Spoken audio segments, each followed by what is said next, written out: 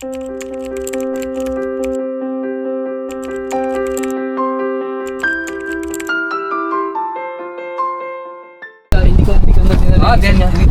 ilalagay pag Oo, kapag gusto mong mainit. Diba tol? Ito na. Hindi po sila nagkakasundo. Kumpate. Papangit lang pala. Pag sobra ng luto, dito naman ihahay para mainit pa rin. Okay.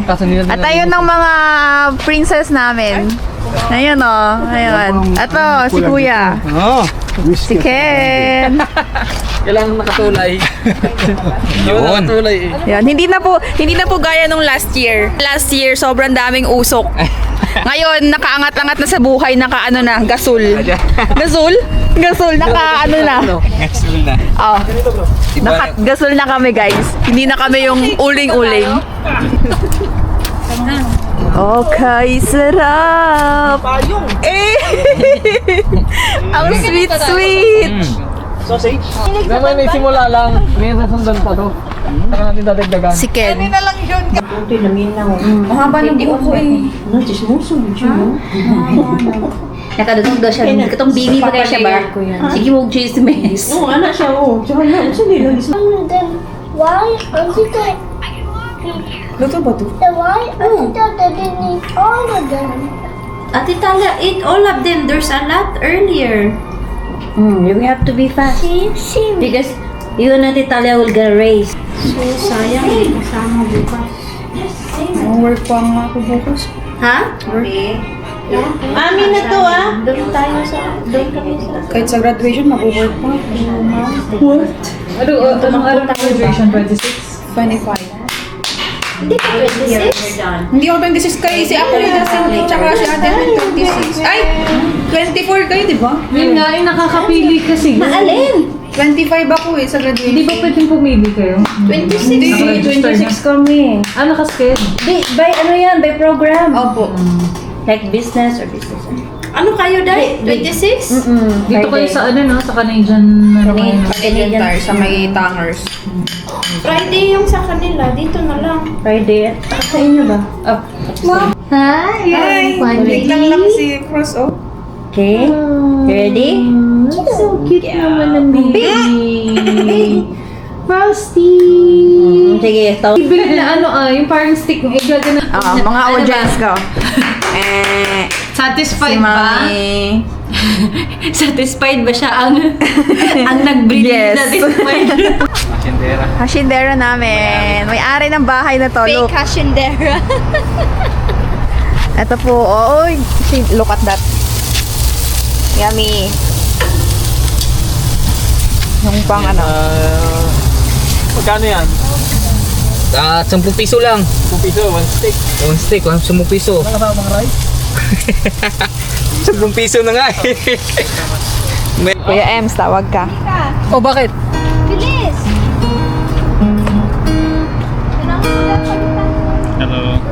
Pray for the food. Heavenly Father, salamat po Lord God for orchestrating this day, Lord God, na magsalo-salo kami ngayon, Lord God. Salamat po sa magandang araw at temperature, magandang maaliwalas na panahon, Lord God, for this day, Lord. Salamat po sa biyaya na binigay niyo po sa amin every day, Lord God, for the peace and joy na binibigay niyo po sa amin at continuously doing po sa mga buhay po namin, Lord God. Even though it doesn't make sense, Lord God, even though sa mga panahon na we are questioning ourselves, Lord God, you are still there, Lord. Salamat po for giving us the love, Lord God, that we don't deserve, Lord God. We love you because you first love us, Lord. We're praying for the food, Lord God. May this food give nourishment, energies in our bodies, Lord God. Na magbigay ng lakas, ng wisdom, Lord God, sa mga gagawin pa po namin at i-discuss pa po namin for this night, Lord God. Ikaw lang po ang ma-honor, Lord. Ikaw lang po ang mag-glorify sa lahat ng mga gagawin pa po namin. This we ask in prayer in Jesus' name. Amen. Ano ako, interested ako dun sa story mo dyan. Like, ano yung napipil mo during binabasa mo siya? Parang ano siya, parang nakahanap ako ng, kasi mahilig ako magbasa ng libro, naghanap ako ng inspirational book. Pero iba yung Bible. Parang lahat, in general, ng buhay. Tapos natapos ko yung Matthew. Natapos ko yung Matthew. Unbelievable! Grabe, no? Wow! Unbelievable!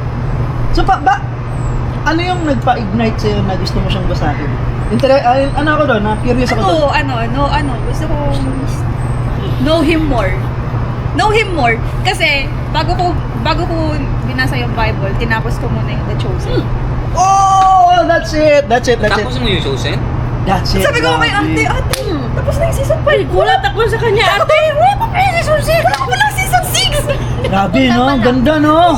Wala, hindi ko Di ba naman yung simula? Wala pang season 6! Guys, once you parang natapos niyo yung The Chosen, imposibleng hindi niyo babasahin ng Bible.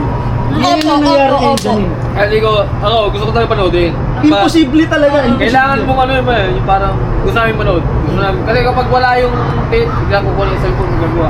Hanggat hindi ko namin feel na manood tayo.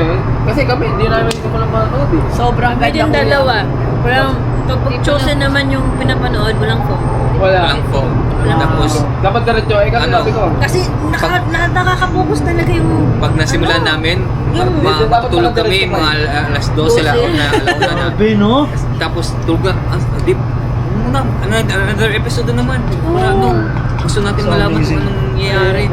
Nakaka-inspire. Kasi bago kami nag-Canada din, ang pinanood, baga may nagsabi lang sa akin, panoorin mo yung The Chosen. So nung pinanood ko siya, yun yung start. Baga parang encounter ko, sino ba talaga to si Jesus? My God is mighty to save. He is mighty to save forever. Author of salvation. He rose and conquered the grave. Jesus conquered the grave. Shine a light and let the whole world see. Singing for the glory of the risen King. Jesus, shine a light and let the whole world see. Singing for the glory of the risen King. Savior, He can move the mountains. My God is mighty to save. He is mighty to save forever. Author of salvation. He rose and conquered the grave. Jesus conquered